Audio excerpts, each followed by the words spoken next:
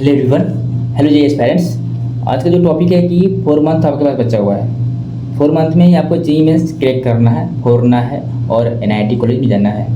NIT college नहीं, आपको IIT college में जाना है। जेईई एडवांस पे आपको फोड़ना है। उसके लिए कुछ रोड मैप बता रहे हैं, उस रोड मैप को फॉलो करिएगा और उसके हिसाब से चलिएगा तो आपका श्योर है कि आपका अच्छा खासा पर्सनल बन जाएगा।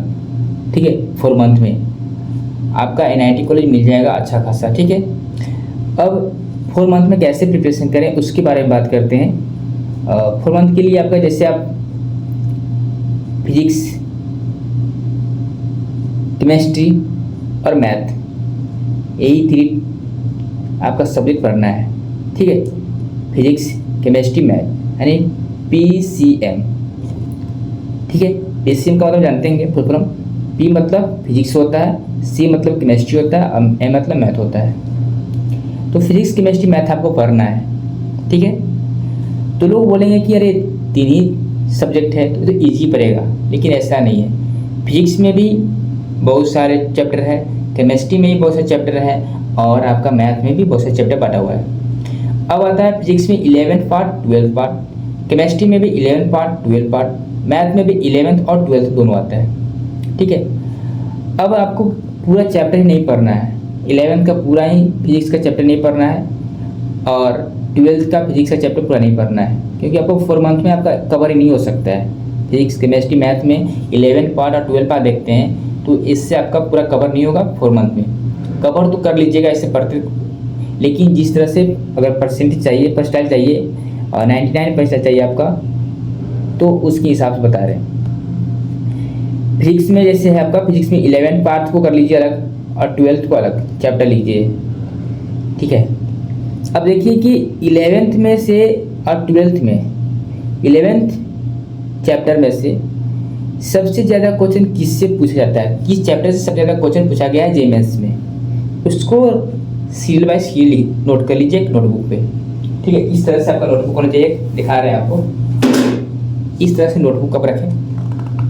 ठीक है, इसी नोट पे आपका फिजिक्स का यहाँ पे लिख दिए, यहाँ पे फिजिक्स लिख दिए और फिजिक्स लिखने के बाद 11th को अलग किए, यहाँ पे 12th का लिखेंगे चैप्टर। अब देखेंगे प्रीवियस उठाएंगे और देखेंगे कि 11th का इसमें से कितना प्रॉब्लम पूछा गया, इस चैप्टर से कितना पूछा गया है। जैसे केमिस्ट्री की बात करते हैं, केमिकल बॉन्डिंग ले लिए, तो ये जो कि केमिकल बॉन्डिंग से प्रॉब्लम ज़्यादा आता ही है। ठीक है, तो केमिकल बॉन्डिंग को रखेंगे। उसके बाद इसके बाद कौन सा क्वेश्चन किस चैप्टर से ज़्यादा क्वेश्चन पूछा है उसको रखेंगे, उसके बाद उस चैप्टर को रखेंगे। इस तरह से चैप्टर बाय चैप्टर रख दीजिए यहाँ पे। ठीक है, 11th का कर लिया, 12th कर लिए। अब देखेंगे कि 11th का पोर्शन में और 12th का पोर्शन में से सबसे ज़्यादा क्वेश्चन किस किस से आता है, उसको अलग छाट देंगे। हमने आपका फिजिक्स, केमिस्ट्री, मैथ का 11th 12th का जो चैप्टर है, जो सबसे ज़्यादा वेटेज है मार्क्स का, वो हम आपको वीडियो में डाल दे दिए हैं। आप मेरे प्रीवियस वीडियो देखिएगा, वहाँ पे पूरा प्लेलिस्ट में बनाया हुआ है कि मैथ में ये चैप्टर पर है 11th 12th को, जिससे कि आपका मार्क्स सबसे ज़्यादा उसमें पूछा गया है उस चैप्टर से। अब आते हैं यहाँ पे, इस तरह से हमने कर दिया फिजिक्स में भी, केमिस्ट्री, मैथ में भी। ठीक है, अब आपके पास क्या है कि 4 मंथ बचा हुआ है। अब 4 मंथ में अब क्या करना है, फिजिक्स का एक चैप्टर उठा लिए, जैसे कि फिजिक्स में उठा लिए आप ग्रेविटेशन। ठीक है, और केमिस्ट्री में उठा लिया आप केमिकल बॉन्डिंग। ठीक है, और मैथ में उठा लिया आप क्या, ITF, यानी कि ITF मतलब इन्वर्स ट्रिगोनोमेट्रिक फंक्शन। ठीक है, यहाँ से ऐसे ही उठा लिया। अब आपको 1 डे में नहीं, 2 डे में आपको पूरा ये 3 चैप्टर को ख़त्म करना है। फिजिक्स का, केमिस्ट्री का, मैथ का। फिजिक्स में ग्रेविटेशन क्या, और केमिस्ट्री में केमिकल बॉन्डिंग और मैथ में ITF यानी कि इन्वर्स ट्रिगोनोमेट्रिक फंक्शन। 2 डे में आपको पूरा एक चैप्टर, तीनों चैप्टर खत्म कर देना है। ऐसा नहीं कि केवल पढ़ के आ जाना है, रीडिंग करना नहीं है, उसके समझना है, कंसेप्ट को समझना है और कंसेप्ट समझने के बाद उसके प्रॉब्लम करना है। फिर उसके बाद प्रीवियस ईयर प्रॉब्लम करेंगे, PYQ। प्रीवियस ईयर करने के बाद जो न्यू प्रॉब्लम आपके जो DPP है, अब जहाँ पे क्लास किए हैं, कर रहे हैं, अब तो क्लास आपका सिलेबस इन नहीं होगा, क्योंकि अब आपके पास टाइम ही नहीं है, तो इन नहीं होगा। रिवीजन करने के लिए भी टाइम चाहिए। तो जहाँ डीपीपी कर रहे हैं वो डीपीपी को आप लगाइए, अब प्रीवियस ईयर लगाइए। हमने एक वीडियो बनाया है शॉर्ट, प्रीवियस ईयर से 10,000 प्रॉब्लम पूछा गया है। अगर प्रीवियस ईयर अच्छे से कर लेते हो फिजिक्स केमिस्ट्री का, मैथ का थोड़ा एक्स्ट्रा करना पड़ेगा, तो गारंटी लेते हैं कि 99% आपका बन जाएगा केवल प्रीवियस ईयर करने से। इससे एक कंसेप्ट यूज होता है, हमेशा यूज हो रहा है, इसी बेस पर प्रॉब्लम आ रहा है भाई, तो ज़्यादा करने की बात नहीं है। तो 10,000 पूछा गया है प्रीवियस ईयर से, पूरे एनालिसिस हम कर रहे हैं प्रीवियस ईयर का, ठीक है। ऐसा नहीं कि आए यहाँ पे शो कर और कुछ भी बक दिए। बताने से पहले हम पूरा पहले नेट पे सर्च करते हैं, देखने के बाद ही आपको इन्फॉर्मेशन देते हैं। तो इस तरह से आप करते हैं, प्रीवियस ईयर अच्छे से लगा लीजिए, गारंटी है भाई कि जेईई में सबका हो जाएगा। एडवांस के लिए आपको पढ़ना होगा अलग से, ठीक है। और देखो इस तरह से हम 3 टॉपिक लिए और 3 चैप्टर को हम क्लियर करें 2 डे में। कितना दिन में? 2 डे में, ठीक है। फिजिक्स का कितना बताया थे? 12 चैप्टर है आपका, 11 केमिस्ट्री का 11 चैप्टर और मैथ का 12 चैप्टर लिए थे। जो सबसे ज़्यादा वेटेज मार्क है 11 12 दोनों मिलाने के बाद सबसे ज़्यादा वेटेज मार्क है। तो इतना अगर अच्छे से कर लेते हो तो यह गारंटी है आपका जेईई मेंस में हो जाएगा, श्योर है कि आपका हो जाएगा जेईई मेंस में, कोई नहीं रोक सकता है। एक बार जेईई मेंस निकल गया ना तो फिर आपके गांव में बुलबुला हो जाएगा, ठीक है। अब देखो यहाँ पे एक करने के बाद आप एक टेस्ट सीरीज ज्वाइन किए होंगे, जिस भी कोचिंग में पढ़ रहे होंगे या ऑनलाइन या ऑफलाइन प्लेटफॉर्म पे आप टेस्ट सीरीज ज्वाइन किए होंगे। उस टेस्ट सीरीज को आप हमेशा जैसे कि मैंने आपका ग्रेविटेशन का आपने कर लिया, केमिकल बॉन्डिंग कर लिया और आईटीएफ कर लिया, तो एक होता है topic by test. Topic by test होता है, एक मेजर टेस्ट होता है, एक फुल लेंथ टेस्ट होता है। टॉपिक बाय टेस्ट यानी कि ग्रेविटेशन पर उसका टेस्ट ही दीजिए और उसके बाद देखिए कि मेरा कितना मार्क्स आया। फिर वो टेस्ट देने के बाद छोड़ मत दीजिए, फिर उसको टेस्ट देने के बाद रिलैक्स करिए, थोड़ा सा अपना रिजल्ट देखिए, उसके बाद रिलैक्स करिए, ज़्यादा या कम आए बस शांत रहना। उसके बाद उस फिर खोलना उसको पीडीएफ को, टेस्ट को, और देखना कि मेरे कहाँ से मिस्टेक हुआ, थोड़ा सा भी सिली मिस्टेक कहाँ हुआ, कहाँ क्या गलती कर दी है कि मेरा ये क्वेश्चन गलत हो गया।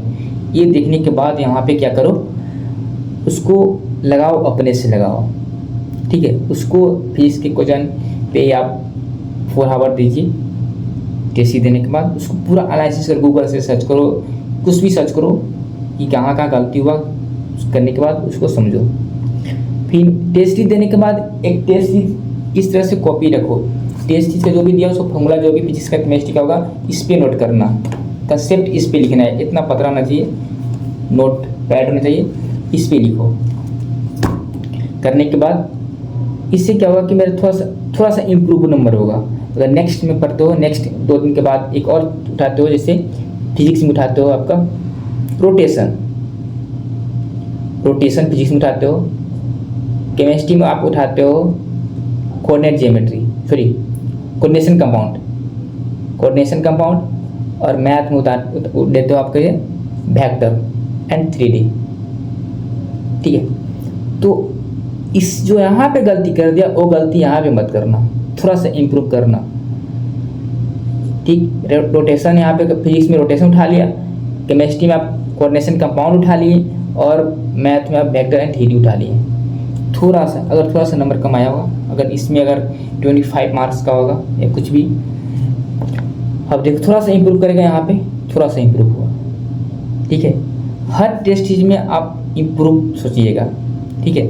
अगर आपका मार्क्स कम नहीं रहेगा, अगर आपका मार्क्स ज़्यादा नहीं आएगा तो फिर नाम बदल दीजिएगा, ठीक है। इस तरह से करिएगा, टेस्ट की दीजिएगा, उसके बाद पूरा कोर्स ख़त्म हो जाएगा, उसके बाद फुल लेंथ टेस्ट दीजिएगा। फुल लेंथ टेस्ट देने के बाद अब आपका यही मैटर करता है कि आपका अगर यहाँ 98 से परसेंटाइल से 99 परसेंटाइल आ रहा है तो वहाँ भी इतने आपको आएगा।